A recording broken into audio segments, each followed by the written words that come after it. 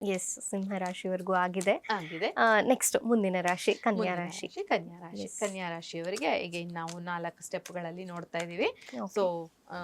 ಮೊದಲನೇದು health related card.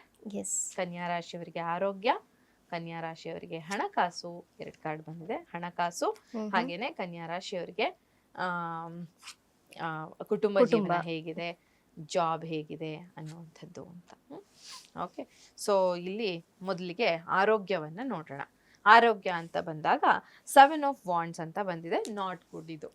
So ಇದು ಸ್ವಲ್ಪ ಸಮಸ್ಯೆಗಳನ್ನ ತಂದು ನೀವೇನ್ ಮಾಡ್ತಾ ಇದ್ದೀರಾ ಅಂದ್ರೆ, ಎಲ್ಲರೂ ಒಂದು ದಿಕ್ಕಲ್ಲಿ ಹೋದ್ರೆ ಎಡವಟ್ಟಂಗ್ ಒಂದ್ ದಾರಿ ಅಂತ ಹೇಳ್ತಾರಲ್ಲ, ಆ ತರ ಉಲ್ಟಾ ಡೈರೆಕ್ಷನ್ ಅಲ್ಲಿ ನೀವು ಹೋಗ್ತಾ ಇದ್ದೀರಾ. ಅಂದ್ರೆ ಯಾವ ಕೆಲಸ ಮಾಡ್ಬೇಕೋ ಆ ಕೆಲಸ ಬಿಟ್ಟು ಬೇಡದೇ ಇರೋ ಕೆಲಸ ಮಾಡ್ಕೊಂಡು ಆರೋಗ್ಯ ಹಾಳು ಮಾಡ್ಕೊಳ್ಳೋದಕ್ಕೆ ಅವಕಾಶ ಇರುತ್ತೆ. ಹಾಗಾಗಿ ಈ ಸಮಯದಲ್ಲಿ ಈ ಕೆಲಸ ನಿಮಗ್ ಮಾಡ್ಬೇಕಾ, ನೀವು ಇದು ಬೇಡವಾ ಅನ್ನೋದನ್ನ ನೀವು ಯೋಚನೆ ಮಾಡಿ ಕನ್ಯಾ ರಾಶಿಯವರು ಹೆಜ್ಜೆ ಇಡ್ಬೇಕಾಗತ್ತೆ. ಇನ್ನು ಹಣಕಾಸಿನ ವಿಚಾರಕ್ಕೆ ನಂಗೆ 2 ಕಾರ್ಡ್ಸ್ ಬಂತು.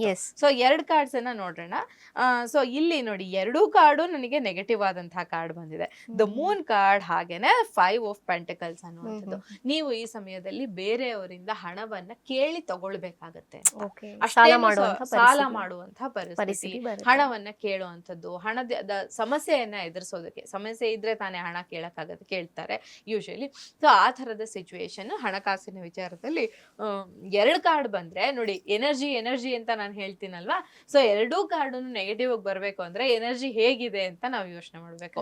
ಸೊ ಕನ್ಯಾ ರಾಶಿಯವರಿಗೆ ಆರೋಗ್ಯದಲ್ಲಿ ಕೂಡ ಮತ್ತೆ ನಿಮ್ಮ ಹಣಕಾಸಿನ ವಿಚಾರದಲ್ಲಿ ಕೂಡ ನೀವು ಈ ತಿಂಗಳಲ್ಲಿ ಸ್ವಲ್ಪ ಸ್ಟ್ರಕ್ ಆಗಿದ್ದೀರಾ. ಸೊ ಹಾಗಾಗಿ ನೋಡ್ಕೊಂಡು ಹೆಜ್ಜೆಯನ್ನ